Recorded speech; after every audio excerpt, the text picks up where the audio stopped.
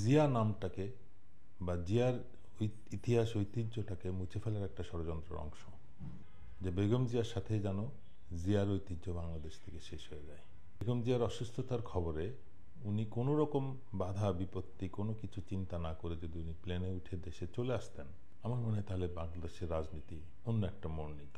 Just কোনো কারো বাধা আমি মানি না, আমি এখন দেশে যাব। তারেক রহমান যে যোগ্যতায় রাজনীতিতে এসছেন, বাবা স্বাধীনতার ঘোষক প্রেসিডেন্ট, মা 3 বারের প্রধানমন্ত্রী, এই কোয়ালিটি নিয়ে কিন্তু বাংলাদেশের আর কেউ বা পৃথিবীর আর কেউ রাজনীতিতে যোগ দিয়েছে কিনা সন্দেহ।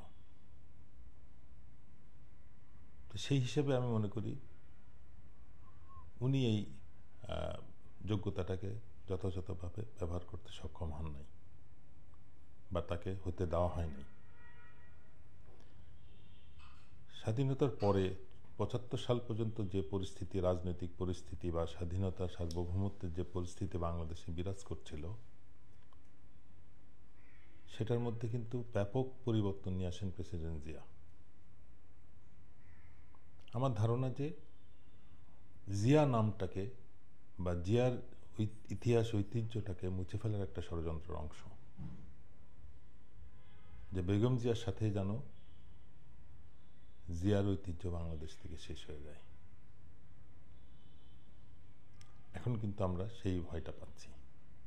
বেগম জিয়া যদি সুস্থ থাকতেন, আমার ধারণা হাসিনা পালিয়ে যাওয়ার পর বাংলাদেশে যে রাজনৈতিক যে একটা ভ্যাকিউম সৃষ্টি হয়েছে, এটা উনি নিঃসন্দেহে স্বৈরাচার বিরোধী সকল শক্তি, বিএনপি, জামাত এবং অন্যান্য যারা সাফার করেছে, তাদেরকে নিয়ে উনি রাজনীতি করতেন এবং বাই দিস টাইম হয়তো একটা শান্তিপূর্ণ ভাবে রাজনীতিক সরকার গঠন করা দিকে দেশ এগিয়ে যেতে পারত।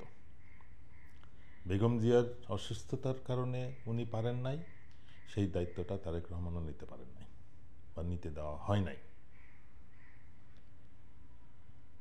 ওনার ফেসবুক পোস্টটা আমি মনে করি এই পরিপ্রেক্ষিতে জাতিকে স্পষ্ট করে দিয়েছে, এবং আমরা দেখলাম সরকার ক্লিয়ারেন্স দিয়েছে যে উনি যদি আসতে চান, ওনার কিন্তু পাসপোর্ট নাই আমরা যতদূর জানি, এখনও নেন নাই কেন সেটাও প্রশ্ন। সেপ্টেম্বরের পরে নেওয়া উচিত ছিল, আগে যদি নাও নিয়ে থাকেন অগস্টের পরে। সরকার বলেছে উনি যদি আসতে চান 1 ঘন্টার মধ্যে ট্রাভেল পাস দেওয়া হবে, বা ওনার দেশে আসতে কোনো আইনগত বাধা নাই। সেই পরিপ্রেক্ষিতে যে উনি দেশে আসছেন না, সেটা নিয়ে সবার মনে যে সন্দেহ ছিল, বাংলাদেশের রাজনীতিতে ডিপ স্টেট একটা তত্ত্ব, ষড়যন্ত্র তত্ত্ব বলি আর যাই বলি, সেটা সত্যি কার্যকর আছে, সেটাই প্রমাণ হলো। এবং কারা তাকে কেন বাধা দিচ্ছে এই বিষয়টা যদি উনি স্পষ্ট করতেন, তাহলে হয়তো বিষয়টা আরো স্পষ্ট হতো। আমার যেটা ধারণা, বেগম জিয়ার অসুস্থতার খবরে উনি কোনো রকম বাধা বিপত্তি কোনো কিছু চিন্তা না করে যদি উনি প্লেনে উঠে দেশে চলে আসতেন, আমার মনে হয় তাহলে বাংলাদেশের রাজনীতি অন্য একটা মোড় নিত। শুধু একটা কাজেই, জাস্ট কোনো কারো বাধা আমি মানি না, আমি এখন দেশে যাব, হোক সেটা তার মায়ের জন্য। যে প্রশ্ন গণমাধ্যমে আসছে যে উনি ওনার মাকে দেখতে আসছেন না, 18 কোটি মানুষকে উনি কি দেখবেন, এই কথাটা ওনার তাহলে শুনতে হতো না। এই জিনিসটা আমার মনে হয় বিএনপিকে স্থায়ীভাবে দুর্বল করছে। এবং বেগম জিয়ার পরে যদি তারেক রহমান দায়িত্ব না নিতে পারে বিএনপির, তাহলে 1/11-এর পরে সময়ে যে ষড়যন্ত্র তত্ত্বটা চালু ছিল যে বিএনপি ভেঙে যাবে, এমন কোনো কার্যক্রম সফল হয়ে যেতে পারে বেগম জিয়া যদি সুস্থভাবে বাড়িতে ফিরতে না পারেন। আচ্ছা, এমনি খালেদা জিয়ার রাজনীতি বা কর্মজীবন নিয়ে আপনার অভিজ্ঞতা, আপনার মূল্যায়ন কি? 91 সালে উনি নির্বাচিত হয়েছিলেন, কিন্তু একটা সংগ্রামী নেত্রী হিসেবে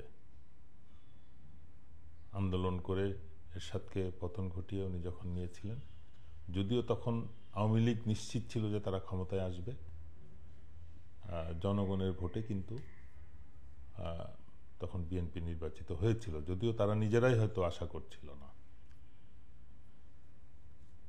সেই থেকে কিন্তু খালেদা জিয়াকে আমরা রাজনীতিতে দেখেছি।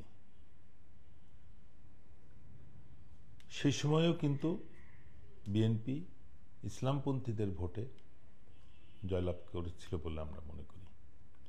2001 সালের ইলেকশনে আমরা যেটা দেখলাম, জামাতের সাথে জোট করাতেই কিন্তু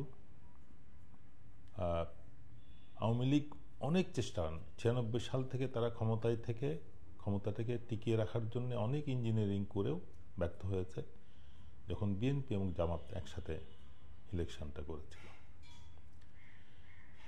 এরপরে আমার মনে হয় আওয়ামী লীগ বা তার উপদেষ্টা গোষ্ঠী, যারা এখন ধরা যায় যারা ভারত,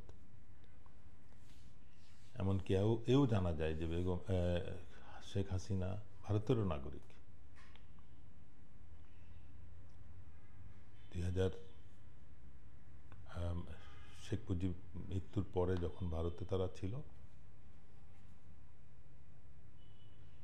খুব সম্ভব নাগরিকত্ব নিয়েছিলেন। সেই হিসেবে কিন্তু শেখ হাসিনা যা করেছে ভারতের পক্ষেই, অবাক হওয়ার কিছু নেই।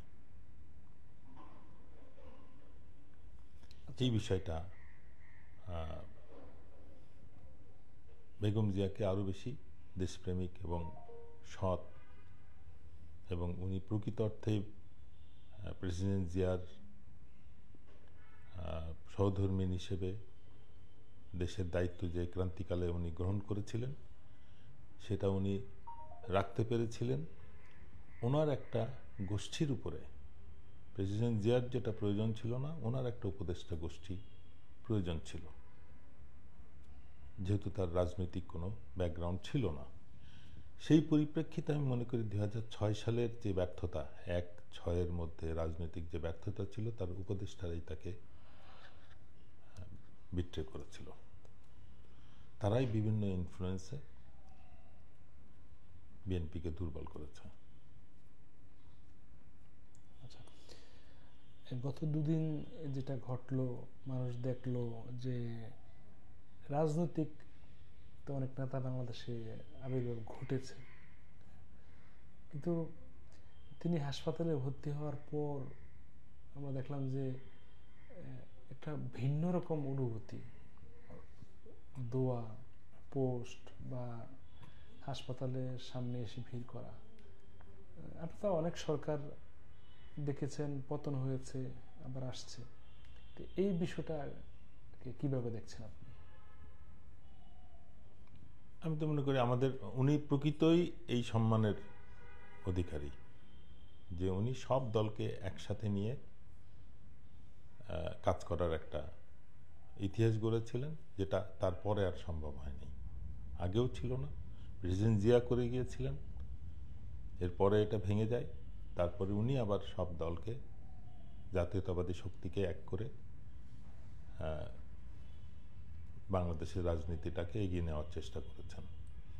এই কারণেই, এবং ওনার রাজনৈতিক জীবনটা কখনো মানুষকে এমন কোনো দৃষ্টিভঙ্গি দেয় নাই যে উনি কারো ক্ষতি চাচ্ছেন বা রাজনৈতিকভাবে কারো ক্ষতি করেছেন, যেটা আমরা হাসিনার সময় দেখেছি।